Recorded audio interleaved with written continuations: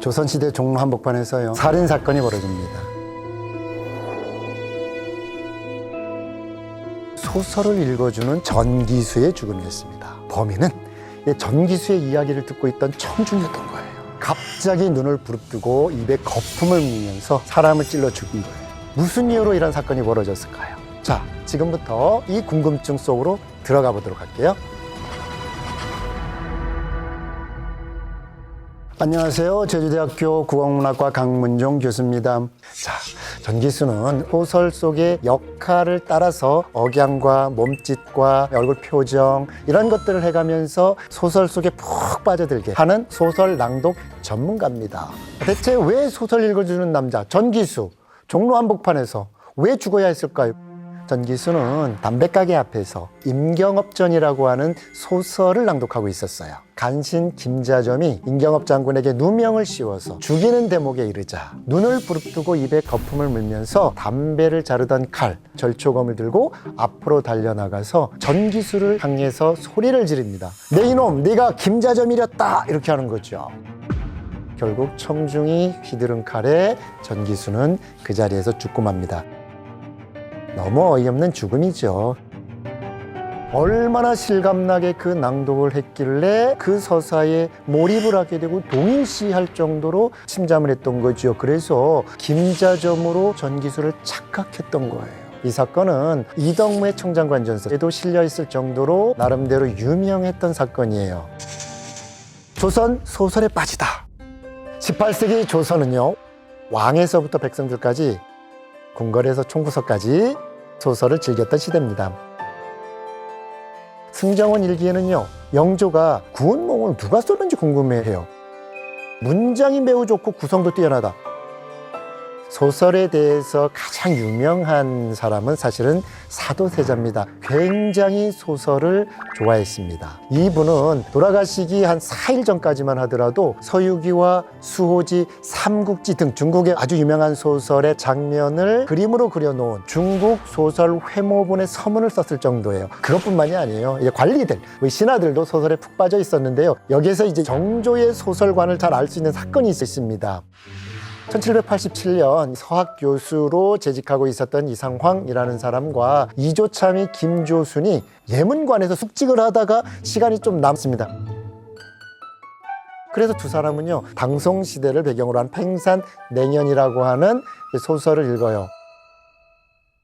이 팽산냉연이라는 소설은 소위 말해서 제자가인 소설이라고 해요. 재주가 뛰어난 남자와 완벽한 용모와 아름다움을 갖고 있는 여성의 혼인 과정을 소재로 한 청나라의 통속 소설이었습니다. 정조는 이 숙직 잘하고 있나? 라고 이제 순찰을 돌고 있었던 거예요. 그러다가 이제 이 사람들이 소설 읽는 걸 발견한 겁니다. 정조는 이 소설을 어떻게 생각하고 있었냐면, 이치에 어긋나고 사람에게 해를 줄 수 있는 굉장히 음란하고, 이 음란하다라고 하는 건 성적으로 음란하다라는 표현만 들어있는 게 아닙니다. 사특한 음악이나 색깔 같은 것이라고 규정을 해요. 굉장히 부정적인 소설관을 갖고 있었죠. 그래서 이 문제가 됐던 서적들을 전부 수거해가지고 전부 불태워버립니다. 그거에 그치지 않아요. 소설을 읽었다라고 하는 이유로, 그것도 숙직하다 조금 시간을 짬내서 이상황, 김조순 두 사람을 파직시켜버립니다. 정조는 아버지인 사도세자와 할아버지인 영조와는 달리 이 소설을 굉장히 배척했던 겁니다. 그런데요, 정조와는 달리 민간에서는요, 소설이 엄청나게 유행을 합니다. 그래서 소설책을 빌려주는 업이 성행해요. 이거를 이제 세책업이라고 합니다. 가까운 사람에게 빌려보는 방식에서 돈을 내고 빌려보는, 즉 상품화의 시대로 넘어간 겁니다. 당시 도성에 약 15군데 정도의 세책점이 성행했다라는 연구 결과가 있는데요. 이 세책점은 긴 소설을 여러 책으로 쪼개가지고 연속해서 빌려서 볼 수 있게 만들었어요. 그런데 왜 이게 문제가 되냐면, 소설책은 굉장히 고가의 상품이었기 때문에 이거를 빌릴 때 담보물을 맡겨요. 그런데 잊어먹거나 상하면 전체 작품에 대한 비용을 다 물어야 되는 거예요. 그러니까 이게 진짜로 재산을 탕진하는 수준까지 간 겁니다. 실학자 이덕무라는 분과 최재공이라고 하는 분이 걱정하는 글을 남겨요. 이덕무의 글부터 먼저 살펴볼게요. 사소절이라고 하는 책을 짓는데요. 이 사소절은 여성의 덕목을 기록해 놓은 책입니다. 소설을 돈을 주고 빌려보는데 깊이 빠져서 가산을 탕진하는 자까지 생겨나고 집안이 기운 자도 있다라고 우려했습니다. 그리고 원암 선생 집에서는요, 근래 양반 부녀자들이 능사로 경쟁하는 것 가운데 패설을 좋아하는 것이 있다. 부녀자들은 식견이 없이 비녀나 팔찌, 보석류를 팔거나 빚을 내면서까지도 서로 경쟁적으로 빌려와서 긴 날을 보내요. 이게 사회 문제가 된다, 이거 안 된다라고 하는 글을 남겨요. 이만큼 중요한 사람들이 소설의 문제를 다루기 시작을 해요. 그런데 여러분, 글자를 모르는 사람들은 어떻게 소설을 우리가 향유하죠? 그것은 바로 전기수가 있었기 때문에 가능했던 겁니다. 전기수는 매일매일 선비처럼 차려입어요. 하얀색 두루마기를 쫙 입고 정자관을 탁 쓰면서 한 손에는 부채를 들기도 했고요.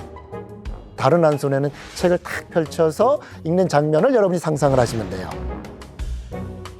여기에서 이제 전기수가 썼던 모자가요, 2층하고 3층으로 이렇게 올라간 매산자 모양의 선비들이 방 안에서 쓰는 모자였는데 배운 사람처럼 보이려고 정자관이 활용됐던 거예요. 전기수는 주로 어디에서 활동했을까요? 조수삼이라고 하는 분의 문집, 추제집 기편에 전기수난이 있는데 거기에 뭐라고 나와 있냐면, 전기수는 동문 밖에 산다. 숙향전, 소대성전, 심청전, 설인기전 등과 같은 한글 전기 소설을 암송한다. 매월 초하루 첫째 다리 밑에서 앉고, 2일째는 둘째 다리 밑에서 앉고, 3일에는 배옥에 앉고, 4일에는 교동 입구에 앉고, 5일에는 대사동 입구에 앉고, 6일에는 종로 앞에 앉는다. 책을 잘 읽어주기 때문에 구경꾼들이 그의 주위에 둘러싸게 된다 라고 하는 기록이 있다는 거예요. 그러니까 청계천 육가에서 오가를 거쳐 종로 4가에서 다시 낙원동 부근과 인사동을 지나 마지막으로 보신각 자리에 온다.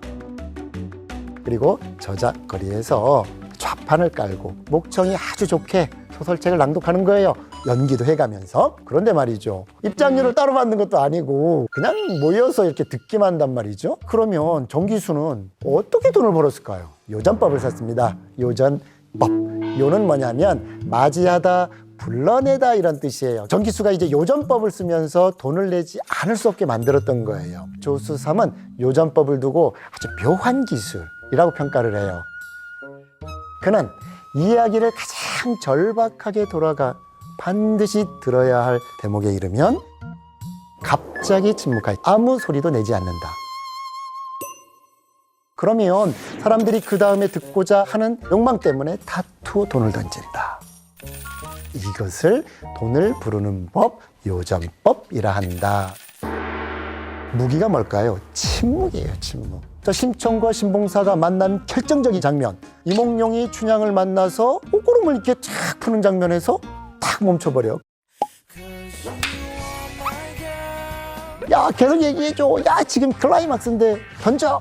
돈을 던지는 거예요. 전기수는요, 이렇게 돌연 침묵을 탁 하고 돈이 싹 쏟아져요. 그러면 딱 보고 나서 성에 차지 않으면 또 침묵을 이어가요. 그러다가 충분히 쌓였다 싶으면 이야기를 다시 맛깔나게 낭독을 하는 겁니다. 인기가 높아지면 높아질수록 곱지 않은 시선들이 굉장히 많이 있었습니다. 사회의 문란함을 전기수에게 이제 화살로 쏘는 것인데요. 소설책은 글 공부를 해야 될 선비나 바른 마음을 가져야 될 여성들, 이런 사람들의 어떤 욕망을 자극했던 거예요. 말초신경을 자극한 거죠. 그래서 이야기에 한번 빠져들기 시작하면 국가의 기강이 무너진다라고 하는 논리를 이제 펴기 시작을 해요. 심지어 정조는 선비들의 문체가 바르지 못하며 검열을 했죠. 반성문을 쓰게 하기도 하고 체벌을 하기도 했어요. 이옥이라고 하는 문인은 나중에 이 문체 반정에 걸려서 과거 시험을 못 볼 정도로 벌을 받아요. 이런 사회 분위기 때문에 이 전기수는 비판을 받는 존재로 떠오를 수밖에 없습니다.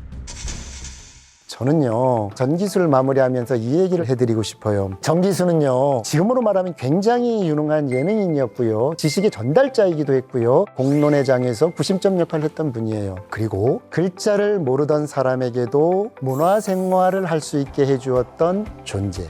돈이 없어서 사치품을 살 수 없었던 사람에게도 사치품을 향유할 수 있게 해줬던 존재. 왕에서부터 백성들까지 문화의 대중화를 선도했던 사람입니다. 그러니까 조선의 저작거리에 오가던 수많은 사람들, 남녀노소를 포함하고 신분의 고하를 막론하고 전기수의 목소리에 즐거워했고 때로는 분노하기도 했습니다. 소설 읽어주는 남자 전기수, 굉장히 전 중요한 존재로 판단합니다.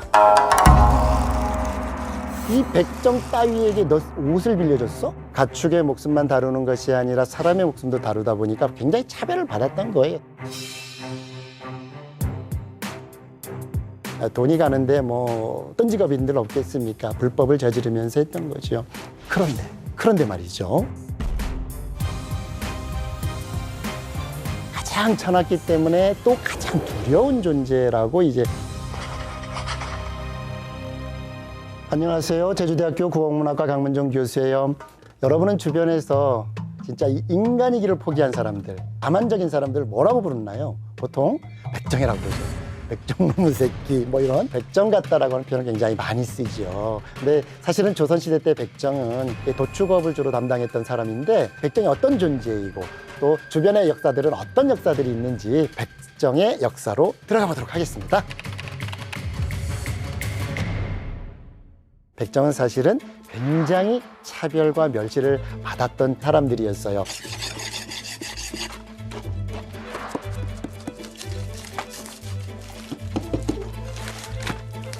백정들의 차별이 얼마나 심했는지 아주 좋은 사례가 있는데요. 한 백정이 이제 혼인을 치렀어요. 그런데 이게 신망이 좀 있었는지 이 관리가 이 백정에게 관복을 입히고 일산을 막 받쳐주기도 했어요. 그런데 그렇게 했던 관리를 마을 사람들이 굉장히 욕을 하고 심지어 폭행까지 해요. 이 백정 따위에게 너 옷을 빌려줬어? 뿐만 아니라 이제 금방 결혼식 끝난 그 백정의 집에 가서 집을 때리고 부수고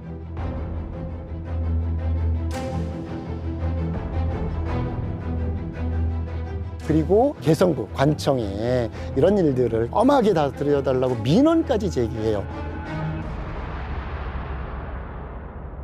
그 다음에 이제 성대중이라고 하는 분이 청성잡기라고 하는 이제 책을 남기는데요. 우리나라에서 가장 천한 자를 백정이라고 규정을 해요. 그리고 가장 천하기 때문에 또 가장 두려운 존재라고 이제 설명을 하죠. 왜 그러냐면 가장 천하기 때문에 잃을 게 없는 사람들이에요. 그러니까 어떻게 무슨 행동을 할지 모르기 때문에 두려워했던 것이죠. 그러니까 차별적 시선이 매우 강하게 느껴지죠. 그 다음에 이제 1782년 윤구종이라고 하는 사람이 그 대역죄에 걸려서 사형을 당하게 됐어요. 사형을 집행하는 사람으로 보통 사형수를 쓰는데 사형수가 죽어서 백정을 이제 쓰려고 해요. 그래서 6명을 가두고 대기시켰다라고 하는 기록이 나와요. 그런데 말이죠. 윤구종이라고 하는 사람이 국문을 받다가 사망을 해버립니다. 그래서 형을 집행하기로 되어 있던 6명의 백정을 풀어주게 되는 거예요. 풀어주게 됐는데 이 사람들이 남산에 올라가서 굉장히 민원을 제기해버리니까 사형을 집행하려고 했는데 집행을 못했어. 그래도 풀어줬어. 그런데 민원을 제기했어. 백정은 굉장히 천대받는 사람들이야. 그러니까 이 백정들을 심하게 매질을 합니다. 그 사람들을 외딴 섬에 노비로 보내집니다. 백정이라고 하는 어떤 계층이 굉장히 차별을 받았기 때문에 이런 일이 생긴 거예요. 조선 초기에는 이렇게 백정들이 천한 신분은 아니었어요. 그거는 역사적 맥락이 있어요. 고려 시대에 이제 원나라 쪽에서 몽골의 한 종족들이 고려로 귀화를 많이 합니다. 그래서 그들을 무엇으로 불렀냐면 양수척 또는 화척이라고 불렸어요.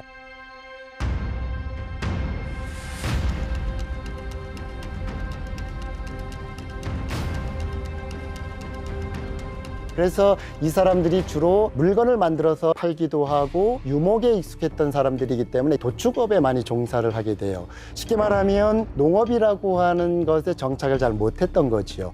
외국인의 입장이었기도 하고 다른 사람들의 시선도 별로 안 좋았으니까 자기들끼리 이제 혼인도 하고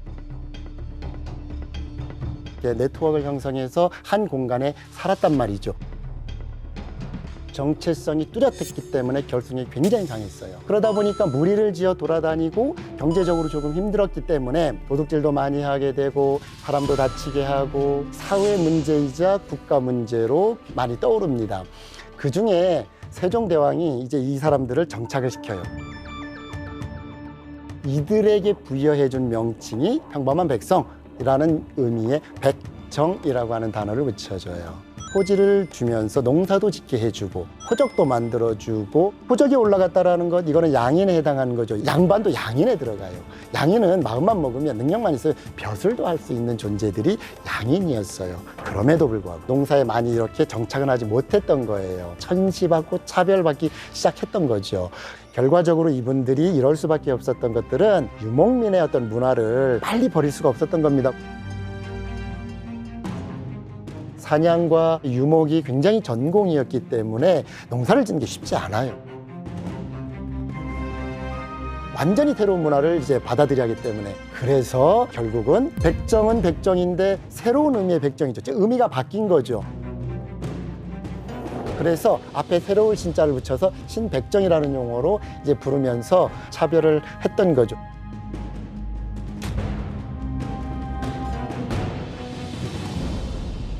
그리고 쟤네들이 너무 결속력이 강하고 탁 모여 살기 때문에 범죄라든지 혼란을 좀 덜 야기하는, 이거를 좀 흩어놔야 되겠어. 백정끼리 혼인도 못하게 금지시켜버리고 강제로 이사도 보내버리고 여기저기로 나누어서 살기 시작을 하지요. 백정들이 구체적으로 소를 잡을 때는 어떻게 했을까, 이런 것들도 사실은 자료가 어느 정도는 남아 있어요. 이 도축업 중에 핵심은 뭐냐 하면 소입니다. 뼈와 살을 발라내는 장인, 이런 사람들을 거골장이라고 했습니다. 살과 가죽을 발라내는 것, 이것도 굉장히 중요한 기술이죠. 거모장이라고 했어요. 가죽을 가지고 뭘 만들어야 되겠죠. 그래서 가죽 제품을 만드는 일종의 제조업에 종사했던 사람도 피장이라고 했어요. 서울 같은 경우는 성균관이라고 하는 매우 중요한 교육기관이 있었는데, 이 성균관을 사이에 두고 반촌이 있었어요. 도축을 하는 푸죽관이라고 하는 곳은 전국으로 이제 보면 300여 개 정도의 푸죽관이 있었습니다. 이건 뭐냐면 관에서 공식적으로 도살을 허가해 준 기관이에요. 심지어 소는요, 도축하고 파는데 세금까지 부여할 정도로, 현방 속을 납부하다 이렇게 이야기를 할 정도로 공식적인 세금에 해당해요. 그리고 허가받은 거야 라고 하는 표식이 다 붙어야 이게 유통이 가능했어요. 심지어는 소 도축에 관련된 기본 직무를 담당하는 공무원, 관원까지 뒀단 말이죠. 쉽게 말하면 국가적인 일인 거예요. 그래서 소를 함부로 잡지 못했어요. 푸죽관에서 소를 도축하는 곳을요, 하늘 천자에 궁실할 때 궁, 이 궁자를 써서 천궁으로 부르게 돼 있어요. 천궁은 옥황상제가 사는 곳이잖아요. 근데 옥황상제에서 죄를 지어서 소로 내려온 거야. 심지어 백정들이 소를 도축할 때는 조선 초기에는요, 스님들이 와서 경을 외서 독경을 외면서 소를 도축했다는 거예요. 그러니까 이거는 의례에 해당하는 거잖아요. 의례에. 그런데 말이죠, 조선 초기에는 두육수가 그렇게 많지 않았습니다. 3만 마리 정도였는데요, 이게 조선 후기로 넘어오면 소가 급증해져요. 약 100만 마리까지 이제 기록에 나와요.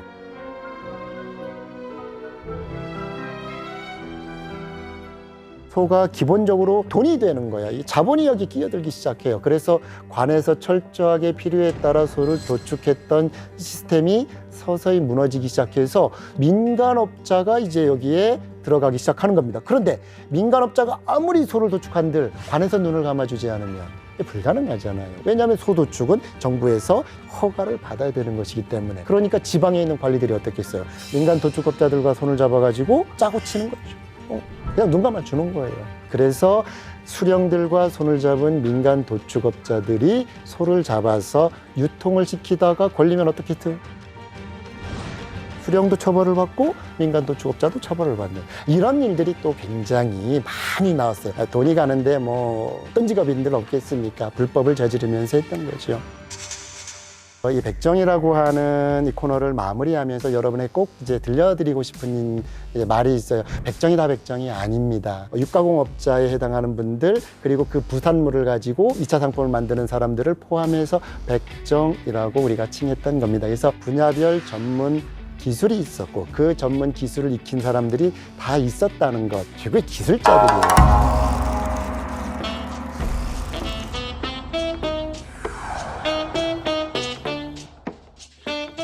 돈입니다. 돈. 쩐의 전쟁이에요. 1678년 상평 통보가 발행이 되기 시작해요. 출발은 매우 합법적이었죠. 화폐를 위조하기 시작하는 거죠. 국가의 명령을 어기고 도둑들이 정부에서 더 이상 통제할 수 없을 만큼 이 규모가 어마어마했던 거죠. 심지어는 고위층에서도 위조 화폐에 손을 대기 시작합니다. 도주자라고 불렸던 위조 화폐 제조업자라고 보시면 됩니다. 제주대학교 국어국문학과 강문종 교수입니다. 오늘 여러분들과 소통할 주제는 돈입니다. 돈. 바다에 배를 띄워놓고 위조 화폐를 만들었다면 여러분 상상이 되십니까? 가짜 돈을 만들려고 하면 사람이 눈에 띄지 않아야 되잖아요. 동굴에서 바다 한가운데 배를 띄워놓고 가짜 돈을 만들었던 조선시대 위조 화폐범 도주자. 자, 지금부터 들어가 보도록 하겠습니다. 먼저 이 화폐가 위조될 수밖에 없었던 역사적, 사회적 맥락이 좀 필요할 것 같아요. 고려시대 때부터 이런 화폐의 기준은 있었지만 조선시대 때부터 공식적으로 화폐를 사용했어요. 그런데 일반 백성들은 화폐라고 하는 어떤 교환 매개체보다는 쌀이나 토목, 쉽게 말하면 비단이나 무명 같은 실물을 더 선호했어요. 그런데 장거리 무역을 하거나 또는 시장에서 거래한다거나 할 때 운반도 힘들었고 보관하기도 굉장히 힘들었죠. 특히 임진왜란 이후에 농업이라고 하는 생산 기반이 완전히 붕괴되고 병자호란으로 넘어가면서 더더욱 황폐화되기 시작하죠. 민간 생활은 물론이고 국가 재정에도 크게 문제가 생기기 시작합니다. 그렇기 때문에 동전의 유통에 대해서 다양하게 논의가 되지요. 1678년 숙종 때 상평 통보가 발행이 되기 시작해요. 본격적으로 이제 유통 체계가 마련이 되는 거죠. 조선의 화폐, 가장 대표적인 화폐, 상평 통보라고 했습니다. 상평 통보. 납작하게 됐으면서 둥근 모양이죠. 중앙에 네모난 구멍이 뚫려 있어요. 세상이 안에 들어가 있고 그 주위를 둥글게 디자인된 거예요. 그리고 상하 좌우로 상평 통보라고 하는 글자가 생겼는데 평평하다, 일상 상자죠. 변하지 않는 가치가 쭉 유지된다라고 하는 상시평주이라고 하는 단어에서 축약을 해서 따온 것이죠. 그리고 통하다, 가치를 뜻하는 것이죠. 그래서 상평통보는 언제나 일정한 가치를 지니는 어떤 화폐라는 의미였던 거지요. 돈을 주물 형태로 만드는 곳, 조폐공사에 해당하는 곳을 주전소라고 불렀습니다. 화폐 유통이 굉장히 활발해지기 시작했던 숙종대는 동전 주주의 규모를 확대할 수밖에 없었어요. 호조에서, 상평청에서, 정초청에서, 사복시, 심지어는 어영청, 훈련도감, 수어청 7개의 관청에서 일제히 동전을 주주하도록 했습니다. 주로 이제 만드는 방법은 거푸집으로 만듭니다. 모래를 채우고 나서 나뭇가지처럼 중심을 잡고 거기에다가 열매나 혹은 나뭇잎처럼 매달리는 모양으로 찍어내는 거예요.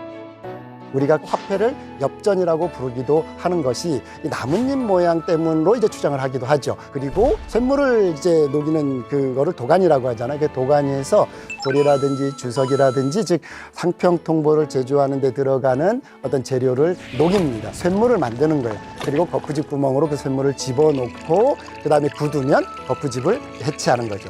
그런데 이제 거푸집이 아무리 정밀한다 하더라도 중간중간에 약간 좀 거칠어요. 그거를 부드럽게 쭉 갈아서 상평통보가 이제 완성이 되는 겁니다. 그런데 문제가 이제 되는 건 뭐냐면 이게 위조, 즉 가짜 돈이 이제 성행하기 시작을 하지요. 18세기 초를 지나면서 화폐의 통화량, 유통이 어마어마하게 늘어납니다. 그리고 이것이 18세기 중반을 전후해서 화폐 경제가 완전히 시장에서 정착하게 된 거죠. 그러니까 당연히 화폐의 유통은 많아지겠죠. 동전을 제작하는데 정부의 힘으로만은 이제 부족하기 시작한 거죠. 그래서 동전의 제작을 민간으로 조금씩 이양하기 시작합니다. 전국 각지에 주전소를 만들고요. 상평 통보를 이제 만드는 담당자의 임금을 직접 가지고 갔다는 거죠. 그러니까 이게 기가 막힌 거죠. 이게 민간이 개입될 수밖에 없는 거죠. 화폐 제작 기술이 국가의 통제를 벗어나면서 국가의 명령을 어기고 불법으로 만들어지는 데에 동원되기 시작을 하죠.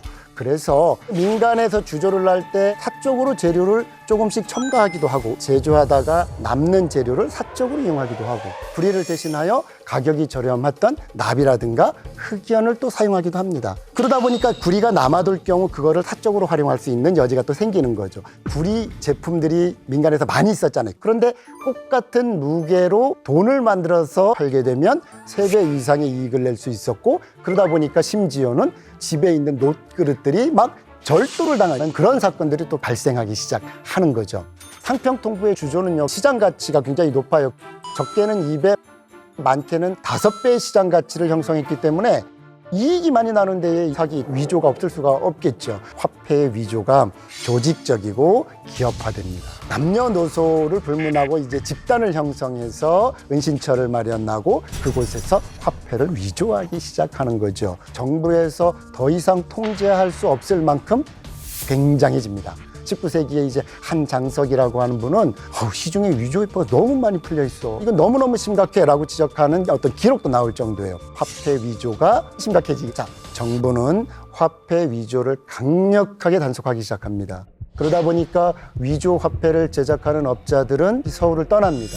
산속으로 들어가기도 하고 섬으로 가서 위조 화폐를 만들기 시작하지요. 승정원 일기 1724년 기록인데 인천 앞바다에 있는 선갑도라고 하는 섬이 있어요.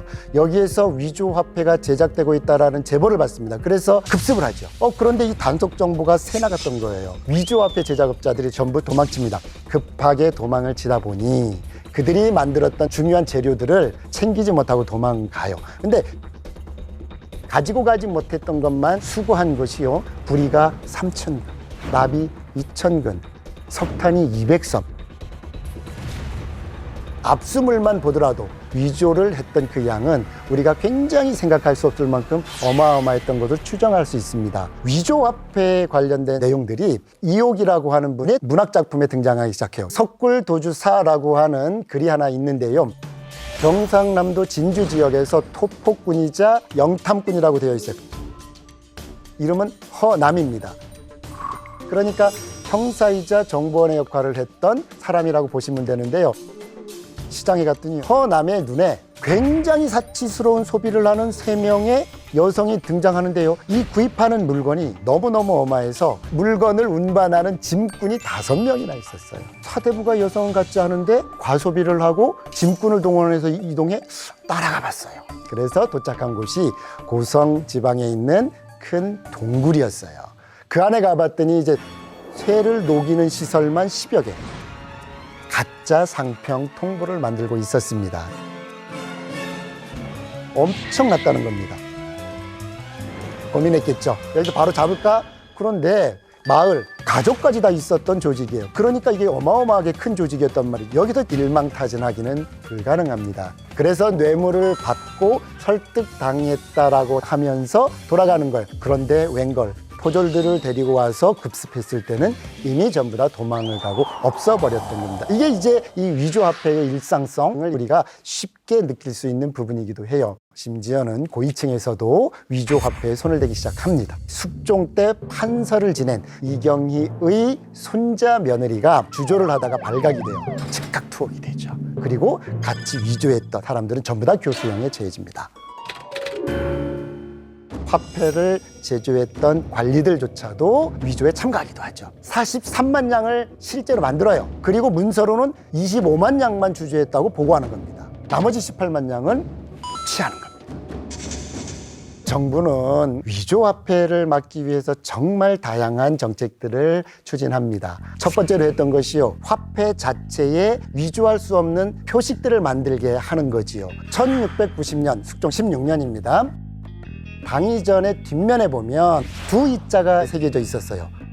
요 두 이자를 빼고 주전소를 표시하는 글자를 천자문에서 그 순서대로 새기한 것입니다. 호조라고 하는 부서 산하에 주전소가 약 20여 곳 정도 있었는데 여기에서 이 천자문을 글자 순서대로 하나씩 하나씩 배정하고 그거를 새겨 넣는 거죠. 그러니까 이 글자만 딱 봐도 주전소가 어딘다라는 것을 우리가 알 수 있게 되는 겁니다. 그리고 주전소별로 이 동전을 만드는 담당자, 장인들의 명부를 매우 디테일하게 작성을 해서 이 기술자들도 관리하기 시작을 합니다. 1752년에 중형전을 만들었어요. 위조를 막기 위해서 공인된 상평 통보임을 확실하게 하는 표시들이 이제 새겨졌는데 뒷면에 주조한 관청을 표시하는 천자문에 해당하는 글자 이외에 오행인, 금, 목, 수, 화, 토 글자 중에 하나를 새기는 경우도 있었어요. 이 오행전은 특히 재미있게도 점쟁이들이 엽전을 확 던져가지고 펼쳐지는 모양에 따라서 점괘가 나오는 거예요. 그리고 이제 둥근 모양이라든지 디귿자를 놓은 모양이라든지 아니면 이제 동그란 모양 이런 것들도 새겨 넣기도 합니다. 이렇게 다양한 변수들을 만들게 되면서 위조 화폐를 식별하기에 굉장히 용이하게 만들기 시작합니다. 이렇게 화폐 자체의 위조를 힘들게 하는 정책도 있는 반면 위조 화폐 업자들이 잡혔을 때 이 형벌을 강력하게 하는 것으로 또 다른 정책을 만들어 나가기 시작합니다.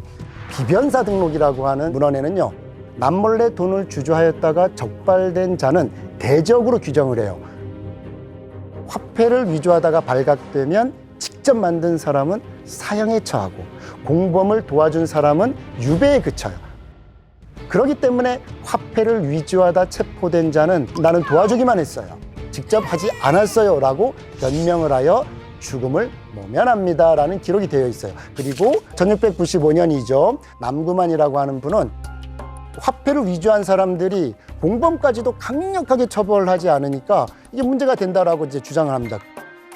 그래서 공범까지도 전부 처벌해야 된다. 공범 너도 그래 똑같이 주조한 자와 동일하게 처벌할 거야 라는 법을 시행해야 된다라고 주장을 했던 거죠. 그러나 이 범죄들을 막을 수는 거의 없었어요. 어마어마한 이득이 오기 때문에 목숨을 걸고 했는데 이거를 어떻게 막겠습니까? 그래서 숙종은 상평 통보를 위조한 도주자를 교수형에 처하고 관여한 자들에게도 굉장히 큰 형벌을 내리도록 했습니다. 그럼에도 불구하고 위조 화폐는 줄어들지 않습니다. 결국 사형을 처할 것을 명령하기 시작하죠. 그러다 보니까 양반들이 자기가 직접 위조를 하지 않고 노비를 통해서 위조를 합니다. 결국 이제 순조는 동전의 주조를 직접 그럼 니들이 한번 맡아라고 하는 기술을 아예 오픈해버리기도 합니다. 물질에 대한 강한 욕망, 이거는 제도로 규제할 수 없고 형벌로도 규제할 수 없고 이걸 어떻게 해야 될까라고 하는 우리들의 고민이 500년 전부터 끊임없이 내려왔던 겁니다. 화폐를 위조했던 이 사건들, 역사적 기록들을 살펴보면서 끊이지 않는 이 시대의 위조화폐 문제도 우리가 한번 고민을 해보아야 되겠죠. 위조화폐가 돌아다닌다? 과연 우리 인류 사회에서 오늘 어떻게 바라봐야 할 것인가에 대한 매우 중요한 화두를 던지는 거예요. 화폐라고 하는 개념은 앞으로 200년 후에 300년 후에도 없어지지 않을 것입니다. 모양만 바뀔 따름이죠. 화폐 경제사에서 해결할 수 없으면서도 해결해야 되는 끊임없는 숙제를 제공해주는 사건으로 여러분이 좀 이해해 주시면 나름 좀 의미 있는 해석이 가능할 겁니다. 안녕하세요. 제주대학교 국어문학과 강문정 교수입니다. 조선시대 짝퉁 판매업자들이 있었다는 거 모르시죠? 사기꾼이라고 하면 사기꾼이고요. 쉽게 말하면 위조품, 모조품, 지금의 용어로 짝퉁에 해당하죠. 이게 짝퉁을 다루는 그런 사람들인 안화상이라고 해요. 왕실의 임금님까지 속였고 고위급 관리들까지 속였어요. 쉽게 말하면 조선의 정치문화까지도 영향을 줘버렸던, 자, 그러면 일반 보통 사람들 어떻게 속였을까요? 자, 그걸 한번 만나보도록 할게요. 윤기라고 하는 분이 이제 그 모명자집을 보면 그렇습니다. 도라지를 인삼으로, 까마귀 고기를 꿩고기로, 말고기를 소고기로 속이는 자도 있고, 누룩에 술찌개미를 섞고, 메주에 팥을 섞는 자도 있다. 요즘은 소금이 귀한데 간신히 사고 보면 메밀가루를 섞어 놓았다라는 어떤 기록들이 있어요. 이런 짝퉁들이 굉장히 횡행하였고 그런 것들을 안화상이라고 하는 존재들이 다루었어요. 짝퉁 판매업자 왜 생겼을까요? 조선시대에 후기로 넘어오면서 경제가 굉장히 발달했어요. 난전이라고 하는 곳이 난립했던 서소문 일대의 시장이 쫙 이렇게 형성이 됐었는데 기록엔 그래요. 사람들이 어깨를 닿을 정도로 많다. 굉장히 사람들이 많았고 거기에서 활동을 주로 많이 했었어요. 짝퉁이 뭐가 많았을까요? 타치품들, 사치품 중에서도 장식품들. 조선에서 이 우아한 물건을 만들 때 많이 사용되는 원재료가 있어요. 그 원재료 중에 가장 대표적인 것이 바닥거북이 등껍질이라고 하는데 이건 황대모라고 칭하기도 했어요. 이것이 어떻게 짝퉁으로 제작되고 거래됐는지에 대해서 잠깐 여러분에게 소개를 해드릴 텐데 여기에 이제 재밌는 이야기가 있어요. 이생이라고 하는 사람이 있었어요. 서울에. 이 사람은 그 난전이 막 난립했던 서소문 시장에서 태어나고 자라고 살아가는 사람이에요. 야, 나는 있잖아, 그거 속지 않아. 야, 나는 시장에서 태어났잖아. 그리고 시장에서 살아. 시장이라고 하는 그 원리는 난 잘 알거든. 내가 왜 짝퉁 상인에게 속겠니? 호언장담을 해요. 그리고 시골에서 올라온 짝퉁 판매업자들한테 속아서 넘어가는 사람들을 보고 막 비웃어요. 그런데 어느 날 거리를 뽀벅또벅 걸어가는데 꼬마하고 어른이 막 싸우는 장면을 목격을 해요. 이거 10전 정도 주세요, 아저씨. 야, 웃기는 소리 하지 마. 이게 뭐 10전이야, 임마. 깎아. 아니에요, 안 돼요. 막 이런 거예요. 그래서 그 꼬마가 그 상인한테 막 욕을 해요. 그리고 나서 막 도망쳐버려. 그런데 그 꼬마가 갖고 있는 그것이 이제 황대모였거든요. 이생이 보니까 정말 이게 뭔가 황대모 같거든요. 그래서 이거 꽤 되겠는데, 야, 너 10전 달라 그랬지? 나 12전 줄게. 이렇게 해가지고 더 비싸게 구입을 해요. 그리고 나서 이제 나중에 알고 봤더니 이게 염소뿔로 만든 가짜, 그러니까 짝퉁 황대모였던 거죠. 그거를 속았기 때문에 밝히지도 못했을 거예요. 그리고 나중에 알고 봤더니 그 아이와 그 거래하려고 했던 상인은 또 아버지 아들 사이였어요. 그러니까 결국 본인이 호언장담했잖아요. 야, 나 안 속아. 웃기지 마. 그러나 속아 넘어간 거죠. 그 다음에 여러분이 조선시대 때 짝퉁 제작이 정말 활발하게 이루어졌던 분야가 있어요. 인삼입니다. 인삼은 증본 문헌비고라고 하는 곳에 보면 전남의 동북, 그 다음에 경주 지방에서 굉장히 오래전부터 야생삼을 채집해서 이제 재배를 했다는 기록들이 나와요. 특히 본초 광목이 1552년에 이제 거의 완간되는데요. 이게 중국 문헌이잖아요. 근데 여기에 조선의 인삼이 재배가 되고 거래됐다는 기록이 있어요. 근데 이 가짜 인삼이 판을 쳤단 말이죠. 매우 중요한 것은요, 왕을 속이기까지, 왕을. 임금님이 직접 접하게 될 진상품까지도 가짜 인삼이라고 하죠. 이걸 만들어내기 시작해요. 가짜 인삼의 용어는 크게 두 가지가 있는데요. 부삼이라고 하는 단어가 있고 이제 조삼이라고 하는 게 있어요. 부삼은 뭐냐면 붙인 거예요. 도라지라든지 혹은 더덕이라든지 이런 걸 가지고 악육풀로 붙이는 거를 이제 부삼이라고 해요. 그 다음에 조삼은 만들 조자잖아요. 가장 대표적으로 인삼 껍질을 이렇게 그대로 유지하고 소개가를 파내고 거기에다가 풀을 집어넣어서 이제 만든 것들을 조삼이라고 했는데요. 이게 얼마나 심했으면 이것을 법률로 제정까지 했습니다. 부삼, 조삼 등은 적발되는 대로 속공하고 삼상은 이제 인삼을 다루는 상인이라 상인들은 모두 좋은 전율로 처벌한다. 좋은 전율은 뭐냐면 위조화폐를 만드는데 그 위조화폐와 같은 죄목으로 처벌합니다. 굉장히 그러니까 엄격하게 다뤘던 거죠. 뿐만 아니라 승정원 일기라든가 비변사 등록 거기에 굉장히 많이 가짜 인삼의 문제들이 이제 올라와 있죠. 이거 왜일까요? 인삼 수요가 갈수록 늘어나요. 당초에 왕실이라든지 혹은 외국에 어떤 사절로 보낼 때 보냈던 것들이 경제가 발전하고 사람들의 건강에 관심을 갖기 시작하고 병을 치료할 때도 돈이 생기니까 좋은 약재를 사게 되죠. 그러니까 인삼은 도저히 이거는 수요를 맞출 수가 없어요. 그런데 공교롭게도 화전을 개간하기 시작을 하다 보니까 산지가 줄어들어요. 두 번째, 이것이 가장 큰 문제였을 것 같아요. 대동법을 시행하다 보니까 공인이라고 하는 것은 대동미로 왕실의 물품을 조달하는 사람을 공인이라고 했어요. 공인들이 그러니까 대동미로 인삼을 구입하려고 하니까 너무 비싼 거야. 그런데 공인들은 대동미를 통해서 왕실로 빨리 인삼을 납품해야 되거든요. 그러다 보니까 이 공인들이 가짜 인삼을 많이 제작하기 시작을 하지요. 특히 무게를 늘리는 방법으로 납을 집어넣기도 하고요. 심지어는 꿀에 재서 무게를 늘리기까지도 하죠. 왜냐하면 인삼은 지금처럼 하나, 둘, 셋 낱개로 이제 판매한 게 아니라 무게로 했기 때문에 그래요. 무게로. 이렇게 조선 왕실의 임금님까지 속였고 고위급 관리들까지 속였어요. 뿐만 아니라 이것이 외교 문제까지 이제 발생을 합니다. 이미지가 굉장히 안 좋아지기 시작하는 거예요. 조엄이라고 하는 분이 이제 해사 일기에 기록해 놓은 내용들이 좀 있는데요. 여러분, 해사 일기는 일본을 외교 업무차 갔다가 기록해 놓은 것들, 조엄이라고 하는 사람이 메모를 해 놓은 건데요. 인삼은 이제 통신사 일행들이 한양에서 가지고 가는데 이게 꿀에 이거 푹 재서 무게만 막 늘려놓은,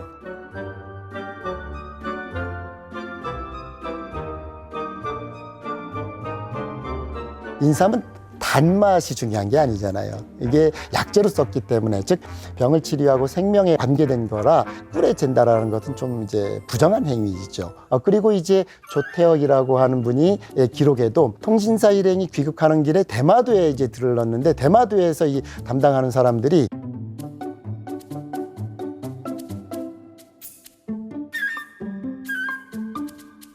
물론 인삼을 캐는 이 채삼꾼도 중요하지만 이 장사치의 문제인 것 같아 라고 하는 기록들이 또 실려 있어요. 그래서 이런 기록을 보다 보면 이것들이 굉장히 외교 문제가 될 정도로 문제가 됐다는 것을 우리가 알 수 있는 내용들입니다.